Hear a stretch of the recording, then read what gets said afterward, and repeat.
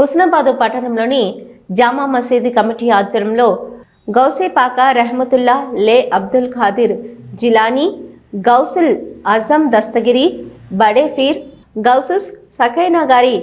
11వ షరీఫ్ జెండా పండుగ సందర్భంగా గౌసేపాక తన తల్లి గర్భంలో ఉండగానే ముస్లిం పవిత్ర ఖురాన్ షరీఫ్ను కంఠస్థం చేసిన మహనీయులు మరియు సూఫీ మార్గాన్ని ప్రపంచ దేశాలకు విస్తరింపజేసిన మహనీయులు మరియు పేదలతో వితంతు మహిళలతో ప్రేమ భావంతో మెలగాలని, ఆడపిల్లలకు మంచి విద్యను అందించాలని, తద్వారా కుటుంబ వ్యవస్థ బాగుంటుందని మరియు అల్లా తాలా చూపిన మార్గంలో 5 పూటల నమాజులు చదవాలని,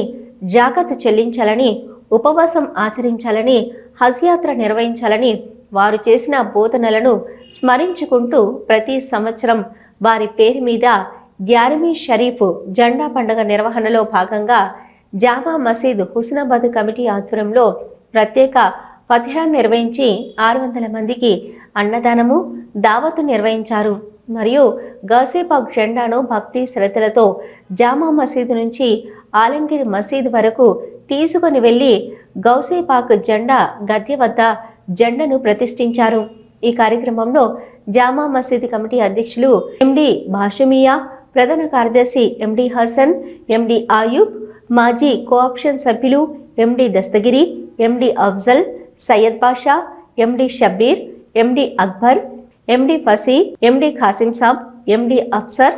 ఎండి ఫసీయుద్దీన్, ఎండి అఫ్జల్ పాషా, ఎండి సర్దార్, కె అథీక్, కె షఫీక్, ఎండి తాజ్ బాషా, ఎండి ముంతాజ్, ఎండి రఫీ, ఎండి ఆరిఫ్, ఎండి అఫ్జల్ పాషా,